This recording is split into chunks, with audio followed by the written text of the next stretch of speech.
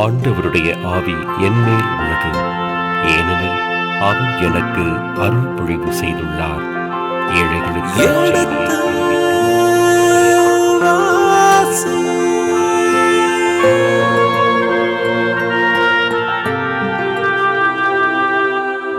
எடுத்து வாசி.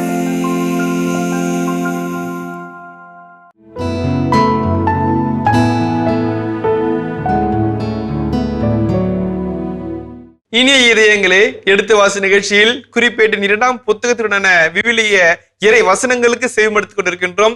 கடந்த பகுதியின் தொடர்ச்சியை இன்று தொடங்குவோம். வாருங்கள், நிகழ்ச்சிகள் செல்வோம். உங்கள் சார்பாக தந்தைக்கு வணக்கம் சொல்லி நிகழ்ச்சியை தொடங்குவோம். வணக்கம் தந்தை அவர்களே. வணக்கம்.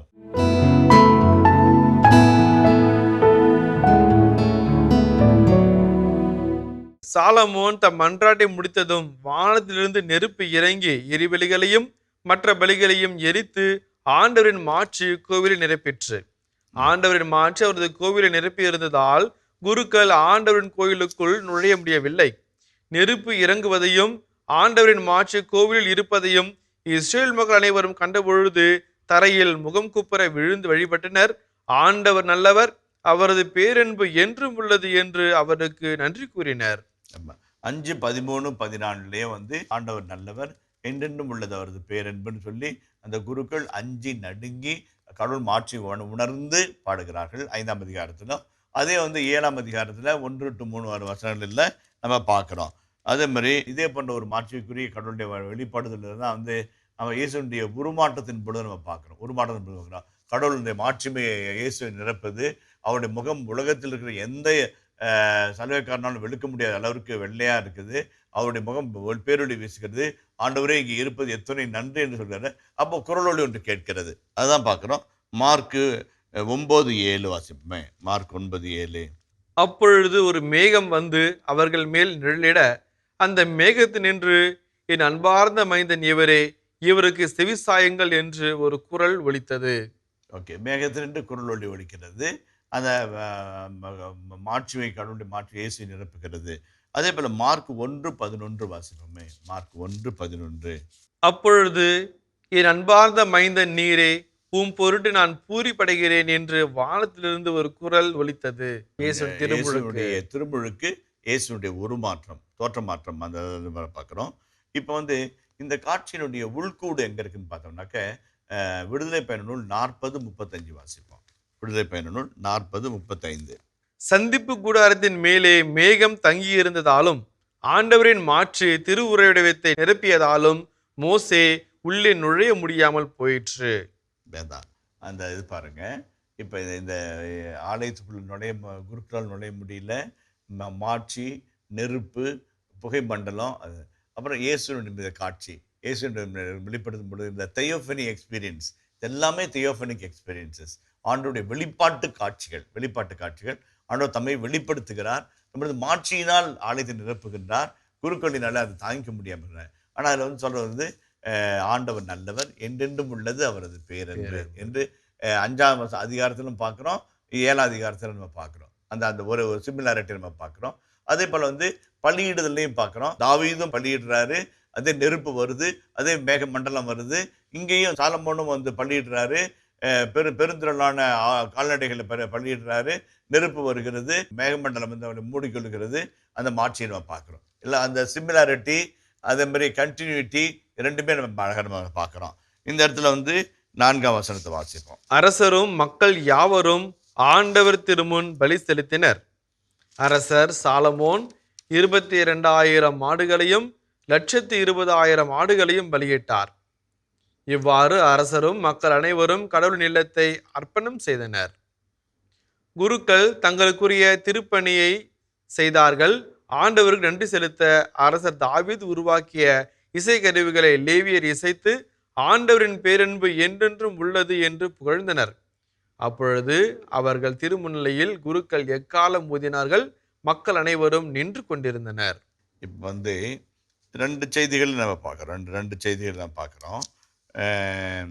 இந்த 4-5 ஆகிய 2 வருஷங்களிலும் 22,000 மாடுகளையும் 120,000 ஆடுகளையும் பலியிட்டார் என்று சொல்லிட்டு அது கீழே பாருங்க, கடவுளின் இல்லத்தை அர்ப்பணம் செய்தனர் என்று நம்ம பார்க்குறோம். அதே மாதிரி வந்து தாவீது அரசர் உருவாக்கிய இசை கருவிகளை லேவியர் இசைத்து, அது அந்த ஒரு பாயிண்ட் ரொம்ப நல்ல பாயிண்ட். என்னன்னாக்க வந்து பழைய ஏற்பாட்டில் வந்து நம்ம வந்து எபிரேய மக்கள் யூதர்கள் அவருடைய மத்தியில் வந்து 4 எண்ணங்கள் இருந்தது. ஒன்று வந்து தோராவை மோசே எழுதினார். ஞான நூட்களை சாலமோன் எழுதினார். திருப்பாடல்களை தாவீது எழுதினார் என்று ஒரு எண்ணம் இருக்கிறது. அந்த ஒரு எண்ணம் தெளிவாக இருக்கிறது. அதுக்கப்புறம் வந்து பிற்பாடுடைய ராபிக்கல் இலக்கியங்களை பற்றி இன்னொரு தொகுப்பு இவர் எழுதியிருக்கலாம் என்ற ஒரு செய்தி இருக்கிறது. அந்த வகையில் பார்க்கின்ற பொழுது ஏன் தாவீதை திருப்பாடல்களின் ஆசிரியராக வந்து காலங்காலமாக பாரம்பரிய ஒரு எண்ணம் இருந்தது என்று சொன்னால், இசைக்கருவிகளை மீட்டர்களை அவர் நியமிக்கிறார். அவரே ஒரு சில பாடல்களை இயற்றுகின்றார். என்னாயின் ஆண்டவர் எனக்கென்ன குறைவு என்று கிட்டத்தட்ட ஒரு 43 பாடல்களை வந்து தாவீதின் பாடல்கள் என்று எழுதப்பட்டது. லெ தாவீது என்று திருப்பாடல்களில் எழுதப்பட்டிருக்கிறது. இப்ரேய மொழியில் லெ தாவீது, தாவீதினால், தாவீதுக்காக, தாவீதினுடைய வழியாக என்றெல்லாம் பல்வேறு விதமான மொழிபெயர்ப்பு சொல்லலாம். அந்த ஒற்றெழுத்துக்கு நிறைய விளக்கம் சொல்லலாம். அந்த வகையில் பார்க்கும்போது ஏதோ ஒரு வகையில் தாவீது சம்மந்தப்பட்டிருக்கிறார் ஒரு 40க்கு மேலே இருக்கிற பாடல்களில் என்று ஒரு எண்ணம் வருகிறது. எதனால் அப்படி சொல்கிறாங்க அப்படின்னாக்க, அவரே இசைக்கலைஞர்களை உருவாக்குகிறார், இசை குழுவை உருவாக்குகிறார், அப்புறம் இசை கருவிகளை செய்து கொடுக்கிறார், அவர்களுக்கென்று ஒரு தனி இடத்தை உருவாக்குகிறார், அவர்களுக்கென்று பணம் கொடுத்து சம்பளம் கொடுத்து பணிக்கு அமர்த்துகின்றார், பலிப்பீடத்தின் பணி ஒப்பு கொடுக்கும்போது பாடல்களை இசைக்க செய்கின்றார். இப்படி அப்புறம் அவரே வந்து யாழை இசைத்து கொண்டு ஆடு மாடுகளை மேய்த்து கொண்டிருக்கிறார். அந்த வகையில் பார்க்கும்போது தாவீது வந்து இந்த இசைக்கருவிகளினுடைய நாயகனாக இருக்கிறார். ஆகவே தான் இன்றைக்கும் வந்து த சிங்கர் ஆஃப் சாங்ஸ் என்று சொல்லி தாவீதை சொல்வார்கள். அந்த வகையில் தாவீதுடைய இசைக்கருவிகளை இசைத்து ஆண்டவரின் பேரன்பு என்றும் உள்ளது என்று புகழ்ந்தார்கள். இத்திருவிழாவை சாலமோன் 7 நாள்கள் தொடர்ந்து கொண்டாடினார். அவருடன் ஆமாத்து எல்லை முதல் எகிப்தின் ஓடை வரை வாழ்ந்த இஸ்ரேல் மக்கள் பெருந்திரளாக கூடியிருந்தார்கள். பலிப்பீட அர்ப்பணத்தையும் திருவிழாவையும் 7 நாள்கள் அவர்கள் கொண்டாடி 8ஆம் நாளன்று சிறப்பு கூட்டம் நடத்தினார்கள். பின்பு அவர் 7ஆம் மாதத்தின் 23ஆம் நாள் மக்களை அவரவரின் கூடாரத்திற்கு அனுப்பினார். தாவீதுக்கும் சாலமோனுக்கும் தம் மக்களாகிய இஸ்ரேலுக்கும் ஆண்டவர் செய்த நன்மைகளை நினைத்து உள்ளத்தில் அக்களிப்போடும் மகிழ்வோடும் அவர்கள் சென்றார்கள். இவ்வாறு சாலமோன் ஆண்டவர் நிலத்தையும் அரண்மனையையும் கட்டி முடித்தார். ஆண்டவர் நிலத்திலும் அரண்மனையிலும் அவர் செய்ய விரும்பிய அனைத்தையும் வெற்றியுடன் முடித்தார். ஓகே, இப்போ வந்து 7 நாட்கள் முடிந்து 8ஆம் நாள் மக்களை அவர் பெரும் சபையை கூட்டினார் என்று சொல்லி இந்த இடத்துல வருகிறது. ஒவ்வொரு நாள் அது முடிட்டு அவரவர்களுடைய கூடாரத்திற்கு அனுப்பி வைத்தார் என்று வருகிறது. இதை பார்க்கும்போது உங்களுக்கு என்ன ஞாபகத்துக்கு வருது? கூடார பண்டிகை நடந்து வருகிறது. அதான் வந்து லேவியராகமம் 23ஆம் அதிகாரம் 34-35 வசனங்களை வாசிப்போமே. லேவியர் 34-35 23ஆம் அதிகாரம். நீ இஸ்ரேல் மக்களிடம் கூற வேண்டியது, 7ஆம் மாதம் 15ஆம் நாளன்று ஆண்டவரின் கூடார விழா தொடங்குகின்றது. அது 7 நாள்கள் தொடரும். முதல் நாள் திருப்பேரவை கூடும் நாள் அன்று எத்தகைய வேலையும் செய்ய வேண்டாம். 7 நாள்களும் ஆண்டவருக்கு நெருப்பு பலி செலுத்துங்கள். 8ஆம் நாளன்று திருப்பேரவை கூடும், அன்றும் ஆண்டவருக்கு நெருப்பு பலி செலுத்துங்கள். அது நிறைவு நாள், அன்று எத்தகைய வேலையும் செய்யலாகாது. எல்லாம் பாருங்க, ரொம்ப அழகா சொல்றாங்க. 7 நாட்கள் வந்து பலி செலுத்துறாங்க. ஒவ்வொரு நாளும் சொல்றாங்க. 7ஆம் நாள் சபை முழுவதும் கூட்டி, மகா சபையை கூட்டி அந்த திருப்பலி அன்றுக்கும் திருப்பலி செலுத்த வேண்டும். அது நிறைவு பலியாக இருக்கும். 8ஆம் நாள். இதே வந்து இணைச்சட்ட நூலில் நம்ம பார்த்தோம் அப்படின்னோம்னாக்க 7 நாள் தான். 7ஆம் நாள் வந்து பலி செலுத்த சொல்லிக்கிறாங்க. ஆனால் ஆசிரியர் வந்து இப்போ எதுக்கு சொல்ல வரேன் அப்படின்னாக்க, 2 குறிப்பிட்ட ஆசிரியர் தன்னுடைய மேல்வரி விவிலிய குறிப்புக்காக தோராவில் அவர் இணைச்சட்டத்தை விட லேவியர் புத்தகத்தை வெகுவாக பின்பற்றி வருகிறார் என்று நாம் பார்க்கலாம். அதே போல இந்த 7 நாட்களினுடைய பண்டிகையும் 8ஆம் நாளுடைய மகா சபை கூடுதலையும் நாம் வந்து கூடார பண்டிகைக்கு ஒப்பிட்டு சொல்லலாம். இப்போ கூடார பண்டிகையில் என்னங்க அர்த்தம்? கூடார பண்டிகை எதுக்காக அர்த்தம்? என்ன அர்த்தம்? அவர்கள் கூடாரங்களில் வாழ்ந்தார்கள். எபிரேயர்கள் வந்து 3 முக்கிய பில்கிரிம் ஃபெஸ்டிவல்ஸ், யாத்திரை திருப்பயண திருவிழாக்களை கொண்டாடினார்கள். ஒன்று பாஸ்கா பண்டிகை, இரண்டாவது பெந்தகோஸ்தே பண்டிகை, மூன்றாவது கூடார பண்டிகை. கூடார பண்டிகை ஒவ்வொன்றுக்கும் ஒரு விவசாய பின்னணி இருந்தது. பெந்தகோஸ்தே பெருவிழா அறுவடை பெருவிழா, அதே மாதிரி வந்து பாஸ்கா பெருவிழா வந்து புளியாத அப்ப திருவிழா, கோதுமை அதனுடைய அறுவடையினுடைய நாட்கள். கூடார திருவிழா எதுனாக்க பழங்கள் எல்லாம் ஒலிவ பழம், திராட்சை பழம் எல்லாம் நல்லா இருக்கும்போது அவங்க ஊட்ட விட்டு வந்து பரன் கட்டி அல்லது வந்து கூடாரம் கட்டி அங்க பார்த்துட்டு திருட வராம மிருகங்கள் வராம பாதுகாத்தது. அது எதை குறித்து காட்டுகிறது? வரலாற்றில் 40 ஆண்டுகள் கூடாரங்களில் அவர்கள் வாழ்ந்து ஆண்டுடைய பிழையை சுமந்து வாக்களிக்கப்பட்ட நாட்டுக்கு வந்து சேர்ந்ததை குறித்து காட்டுகிறது. இந்த 3 பண்டிகையுமே 3 விவசாய சூழலை குறித்து காட்டினாலும் வரலாற்றில் மிக முக்கியமாக இந்த பெந்தகோஸ்தே பண்டிகை நன்றியின் பெருவிழாவாக ஆண்டுடைய கட்டளைகளை சீனாய் மலையை பெற்றுக்கொண்ட உடன்படிக்கையின் அடையாளமாக குறித்து காட்டுகிறது. ஒவ்வொன்றுக்கும் ஒரு அடையாளம் இருக்குது. அந்த மீட்பின் வரலாற்றில் அவர்கள் பின்னிந்த வரலாறு, இயற்கை, அவருடைய வாழ்வியல் சூழல், சமூகம் சார்ந்த 3 பண்டிகை. இப்ப கூடார பண்டிகை என்பது எங்களுக்கென்று எதுவுமே இல்லை, பாதுகாப்பு இல்லை. அப்ப யாருக்கு பாதுகாப்பா நின்றாரு? நெருப்பு தூணா இறைவன் நின்றார், மேக தூணாய் கடவுள் நின்றார், பாறையில் பிளந்து தண்ணீரை தந்தார், மன்னாவை வானத்தை கிழித்து மன்னாவை பொழிந்தார். அந்த இறைவன் இங்கே இருக்கிறார், இந்த கூடாரத்தில் இருக்கிறார். கூடாரம் இல்லாத போது, நாங்கள் கூடாரத்திலே வாழ்ந்த போது, எங்களுக்கென்று பாதுகாப்பு இல்லாத பொழுது வாழ்ந்த இறைவன் இப்பொழுது எங்களே அந்த வாழ்விடத்திலே வந்து பாதுகாக்க இருக்கிறார் என்று சொல்லி அவர்கள் கொண்டாடுகிறார்கள், கொண்டாடி மகிழ்கிறார்கள். அதான் வந்து முக்கியமான செய்தியாக நம்ம பார்க்கிறோம். அந்த ஒரு அழகான ஒரு செய்தியாகவும் அது அமைகிறது, நல்ல செய்தியாகவும் அமைகிறது. அதே போலவே வந்து நம்ம பார்த்தோம்னாக்க, பின்பு அவர் 7ஆம் மாதத்தின் 23ஆம் நாள் மக்களை அவர்கள் கூடாரங்களுக்கு அனுப்பினார். தாவீதுக்கும் சாலமோனுக்கும் தம் மக்களாக இஸ்ரேலுக்கும் ஆண்டவர் செய்திருந்த நன்மைகளை நினைத்து உள்ளத்தில் அக்களிப்போடும் மகிழ்வோடும் அவர்கள் சென்றார்கள். ஓகே, இப்போ 2 செய்தியை நம்ம பார்ப்போம். 10ஆம் வசனம் தானுங்களே. இப்போ வந்து 7ஆம் மாதத்தின் 23ஆம் நாள் மக்களை அவர்களுடைய கூடாரங்களுக்கு அனுப்பி வைத்தார். 12-12-24 அது முழுமைக்கு வராம கரெக்டா அதோட ஆண்டோடைய திருவிழா இன்னும் தொடரும் அப்படின்றதுக்காக 23ஆம் நாள் மக்களை அனுப்பி வைத்தார். தாவீதுக்கும் சாலமோனுக்கும் தம் மக்களாக இஸ்ராயலுக்கும் ஆண்டவர் செய்த நன்மைகளை நினைத்து உள்ளத்தில் அக்களிப்போடும் மகிழ்வோடும் அவர்கள் சென்றார்கள். தாவீது எப்பயோ இறந்துட்டாரு, முடிஞ்சு போச்சு. ஆனா அவருக்கும் சாலமோனுக்கும் இறை மக்களுக்கும் இறைவன் செய்த செய்தியை மனதில் நினைத்து மகிழ்வ சொல்றாங்க. நம்மளை உந்தித்தள்ளும் சக்தி எது சாமி? நினைவுகள், நல்ல நினைவுகள். எங்களுடைய அருட்தந்தை ஒருவர் இருந்தார், சேவியர் ஜோதி என்று சொல்லி, ஜோதி பெர்னாண்டோ என்று சொல்லி ஒரு தந்தை இருந்தார், எங்களுடைய தலைமை ஆசிரியராக இருந்தார். அவர் 2 புத்தகங்களை எழுதினார். நல்ல நினைவுகள் என்ற ஒரு புத்தகம். அதுல வந்து அரை பக்கத்து தான் இருக்கும். அரை பக்கத்துக்கு ஒரு நல்ல நினைவு, இன்னொரு அரை பக்கத்துக்கு ஒரு நல்ல நினைவு. ஒரு நாளைக்கு ஒன்னா படிங்கப்பா, எல்லாத்தையும் ஒன்னா படிச்சிடாதீங்கப்பா அப்படிம்பாரு. முதல் புத்தகம் எழுதி முடிச்ச பிற்பாடு 2வது புத்தகம் எழுதினாரு, நல்ல நினைவுகள் 2ஆம் பாகம்னு எழுதினாரு. ஃபாதர், என்ன ஃபாதர் எழுதிட்டே இருக்கிறீங்க அப்படின்னு நான் கேட்டேன். அப்போ என்னது, நல்ல நினைவுகளுக்கு முடிவே இல்லைப்பா, முடிவே இல்லை, அது பாட்டு வந்துகிட்டே இருக்குதுன்னு. ஒவ்வொன்றும் அவ்வளோ அழகான தத்துவங்களாக இருக்கும், அவ்வளோ அருமையான தத்துவங்கள், எளிமையான தமிழ், ஒரு இனிமையான வார்த்தைகள் எல்லாம் இருக்கும், அதில் இருக்கு அருமையாக இருக்கும்.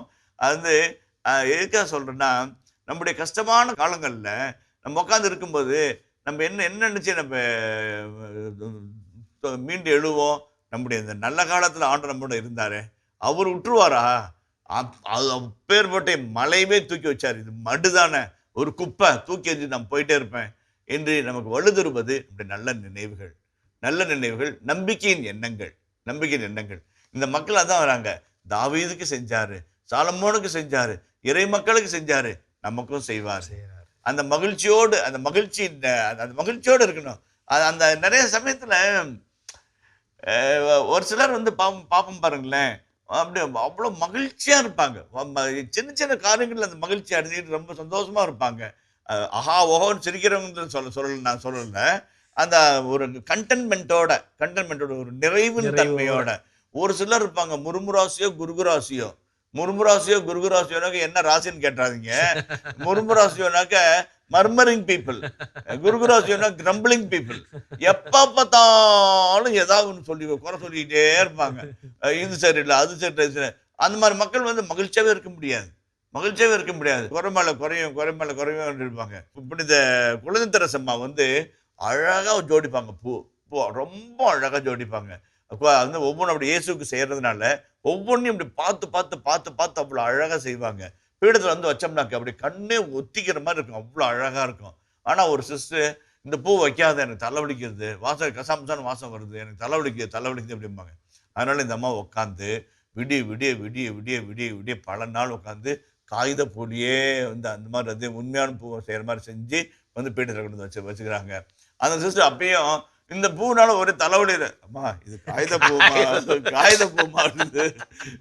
பூ தான்மா, பிளாஸ்டிக் பூ தான்மா செஞ்சிருக்கிறேன்னு. ஓ அப்படியா, எனக்கு தலை வலிக்கிற மாதிரி தெரிச்சுது, அந்த சொன்னேன் அப்படின்னாங்களா. ஒரு சிலர் வந்து எப்பயுமே வந்து ஒத்துக்க மாட்டாங்க. ஏதாவது ஒன்று சொல்லிட்டே இருப்பாங்க. நொட்டை சொல்லிட்டு நம்மளோட குறை சொல்லிக்கிட்டே இருப்பாங்க. அவங்கள மகிழ்ச்சியா இருக்கவே முடியாது. சின்ன காரியங்கள் மகிழ்ச்சி அடையும். தோசை சாஃப்டா இருக்குதா, ஒரு தேங்க்ஸ். சட்னி சூப்பரா இருக்குதா, ஒரு தேங்க்ஸ். புதினால தூக்கலா புளி இருக்குதா, ஒரு தேங்க்ஸ். ஒவ்வொன்றிலும் மகிழ்ச்சி அடைகிறது தான் அந்த வாழ்க்கை, இல்லைங்களா? நம்ம வந்து அப்படியே வடச்சட்டுகளை தலையை விட்ட மாதிரி உள்ள விட்டுட்டு 2 தோசை அபுக்குன்னு அள்ளிட்டு அறக்க பிறகு ஓடிட்டு இருந்தோம்னாக்க கணவன் மனைவி இருக்கிற ஒரு அன்னியம் இருக்காது, பாசம் இருக்காது. ஒருத்தர் பாராட்டி, ஒருத்தர் நேசம் காமிச்சு, ஒரு அன்பு காமிச்சு, ஒரு தேங்க்ஸ் சொல்லி, ஒரு பாசத்தை காட்டி, ஒரு சிரிப்பு, ஒரு குறும்பு, இதெல்லாம் இல்லைன்னாக்க எப்படிங்க வாழ்க்கை, இல்லைங்களா? அதுதான் அந்த நல்ல நினைவுகள் தான் நம்மளை வாழ வைக்கும். அந்த நல்ல நினைவுகளோட, சுகந்தமான நினைவுகளோட, ஆண்டவரை பற்றிய நிறைவான எண்ணத்தோடு அவர்கள் இல்லம் திரும்புகிறார்கள். அதான் சொல்றாங்க. இஸ்ராயல் மக்கள் வந்து அந்த எருசலேம் தேவாலயத்துக்கு இந்த திருப்பயண பெருவிழாக்கள்ல வரும்போது வந்து பார்ப்பாங்க. பாஸ்கா பண்டிகையில 1.5 லட்சம் ஆடை வெட்டுவாங்க. அப்படியே கூட்டம் அலமோதும், ஒவ்வொரு வீட்டிலும் கறி வேகம், சாப்பிட்றது, கொண்டாடுறது, பாடுறது, மியூசிக் சிஸ்டத்தெல்லாம் பார்த்துட்டு அடுத்த வருஷம் வர வரைக்கும் உடம்பு இப்படி கும்முன்னு இருக்கும்.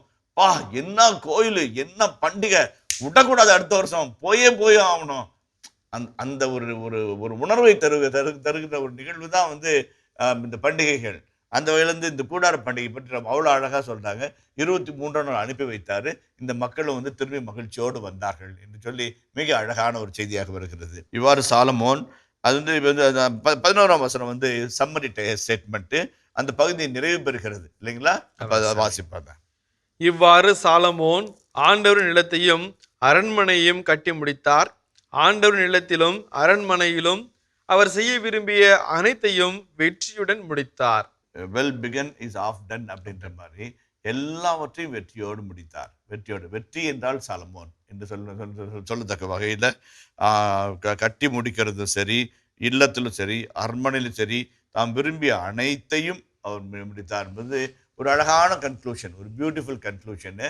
எல்லாவற்றிலும் அவர்கள் தொட்டதெல்லாம் தொலைஞ்சிச்சு, பட்டதெல்லாம் வந்து பொண்ணா மாறிச்சு அப்படின்ற மாதிரி ஒரு அழகான ஒரு முடிவுரையோட அந்த முதல் பகுதியை, இல்லத்தினுடைய அர்ப்பணிப்பு பற்றி அழகை ஆசிரியர் நிறைவு செய்கின்றார். சாமி, இந்த 7ஆம் அதிகாரத்தின் முதல் பகுதியை நம்ம வெற்றிகரமாக முடிச்சிருக்கிறோம் சாமி. இந்த முதல் பகுதியில அர்ப்பணம் எவ்வாறு நிகழ்ந்தது அப்படின்னு சொல்லிட்டு ஒரு பகுதி. 6ஆம் அதிகாரத்திலையும் அர்ப்பணம், அதன் பின்பு சாலமோனுடைய மன்றாட்டு ஒன்று இருந்தது. இப்பொழுது இங்கே அர்ப்பணம் ஒன்று நிகழ்ந்திருக்கிறது. இதற்கடுத்து கடவுளுடைய அந்த பதில் மொழி என்னவாக இருக்கிறது என்பதை நாம் இங்க வாசிக்கிறோம் சாமி. சாலமோன் வேண்டியதும் கடவுள் வழங்கியதும் ஒரே வகையாக இருந்ததா? அதற்கு மேல கடவுள் வழங்கினாரா? கடவுள் என்ன வழங்கினார், என்னவெல்லாம் வழங்கினார், எவ்வாறெல்லாம் வழங்கினார்? இதுதான் சாமி. அதாவது கொடுக்கறதே வகையா, ரகரகமா, விதவிதமா, நிறைவுக்கு மேல சொல்லிட்டு கொடுக்கிற கடவுள் சொல்லி கேட்டு பார்த்திருக்கிறோம், இல்லைங்களா சாமி? இந்த பகுதியில் இந்த கடவுள் வழங்குகின்ற வரங்கள் என்னவாக இருக்கின்றன தந்தை அவர்களே? நீங்க ஒரு அழகான ஒரு வார்த்தையை பயன்படுத்துறீங்க, கடவுளின் பதில் மொழி என்று ஒரு வார்த்தை பயன்படுத்துறீங்க. தனக்கென்று ஒரு 40 ஆண்டுகளமாக மக்களை கூட்டி சேர்த்து ஒன்றுபடுத்தி ஒருமைப்படுத்தி ஊக்கப்படுத்தி ஒரு அழகான ஆலயத்தை கட்டி அதை எழுப்பி அதை ஆண்டவருக்கு அர்ப்பணம் செய்து இல்லம் திரும்பிய சாலமோனுக்கு ஆண்டவர் கொடுக்கின்ற பதில் மொழியாகத்தான் விவிலிய வல்லுநர்கள் தங்களுடைய விளக்க உரைகளிலே 11ஆம் வசனத்திலிருந்து 22ஆம் வசனம் வரைக்கும் வைக்கிறார்கள். நம்முடைய இந்த தமிழ் மொழிபெயர்ப்பிலே 12லிருந்து 22 வரைக்கும் ஒரு பகுதியாக அது பிரிக்கப்பட்டிருக்கிறது. அதுவும் கடவுளின் பதில்மொழி என்று சொல்லியிருந்தால் இன்னும் அழகான ஒரு தலைப்பாக இருக்கும். ஆனால் கடவுள் சாலமோனுக்கு 2ஆம் முறை தோன்றுதல் என்று சொல்லுவதன் வழியாக என்னவென்றால் முதல் முறை தோன்றும் போது ஞானத்தை கேட்டார், 2ஆம் முறை தோன்றும் போது என்ன சொன்னார் என்கின்ற ஒரு கேள்வி நமக்குள்ள கொண்டு வருகின்ற ஒரு ஆச்சரியத்தையும் இந்த பகுதி கொண்டு வருவதனால் இந்த தலைப்பு சரியானதாக தான் நாம் கொள்ள வேண்டும். அந்த வகையில் பார்க்கின்ற பொழுது 3 சின்ன நிகழ்வுகளை சொல்ல. முதலாவது, சாலமோன் ஆண்டவருக்கு பகலிலே பலி செலுத்துகிறார். நெருப்பு, புகை மண்டலம், மேகமண்டலம் இவைகளெல்லாம் வந்து சூழ அர்ப்பணமானது நடைபெறுகிறது. ஆனால் கடவுள் சாலமோனுக்கு இரவிலே பேசுகின்றார் முதலாவதாக. இரண்டாவதாக, சாலமோனுக்குரிய பதில் மொழியானது கடவுளுடைய செயல்பாட்டு அர்ப்பணத்திற்கு பிறகு வருவதாக நாம் கொள்ள வேண்டும். 1 அரசர் 7:1 வாசிப்போமே. 1 அரசர் 7:1. சாலமோன் தம் அரண்மனை முழுவதையும் கட்டி முடிக்க 13 ஆண்டுகள் ஆயின. 9:10 வாசிக்கல. 1 அரசர் 9:10. ஆண்டவரின் இல்லம், அரச மாளிகை ஆகிய இவ்விரண்டையும் சாலமோன் கட்டி முடிக்க 20 ஆண்டுகள் ஆயின. ஓகே, இப்ப 13 ஆண்டுகள் 20 ஆண்டுகள் என்று ஏற்கனவே 2 பகுதிகளை 1 அரசராகமும் 7ஆம் அதிகாரம் 9ஆம் அதிகாரம் குறிப்பிட்டு காட்டுகின்றது. அந்த பகுதியிலிருந்து நாம் பார்க்கின்ற பொழுது 13 ஆண்டுகளுடைய டபுள் டாஸ்கை வந்து அவர் முடிக்கிறாரு. முடிச்ச பிற்பாடு கடவுள் அவரோட பேசுறார். அவரோட பேசுறத நம்ம சொல்லணும். இப்போ இந்த 7ஆம் அதிகாரம் 12 முதல் 22 உள்ள இறை வார்த்தைகள் எதனுடைய அடிப்படையில் வருது அப்படின்னாக்க, 1 அரசர் 9ஆம் அதிகாரம் 2 முதல் 9 வரையில இறை வார்த்தைகளின் அடிப்படையில் வருது. அது அதனுடைய மூல செய்தியாக வருது. அதிலிருந்து இவர் எப்படி வேறுபடுகிறார், என்ன மாற்றங்களை செய்கிறார், என்ன இறையியலை தருகிறார் என்பதை தான் நம்ம ஆராய்ச்சி செய்ய போகிறோம். இனிய இதயங்களே, இதுவரை நாம் எழுத்துவாசி நிகழ்ச்சியில் குறிப்பிட்ட 2ஆம் புத்தகத்தினுடான விவிலிய இறை வசனங்களுக்கு செவிமடுத்துக் கொண்டிருக்கின்றோம். இதன் தொடர்ச்சியை மீண்டும் அடுத்த பகுதியில் தொடர்வோம். அதுவரை இணைந்திருங்கள்.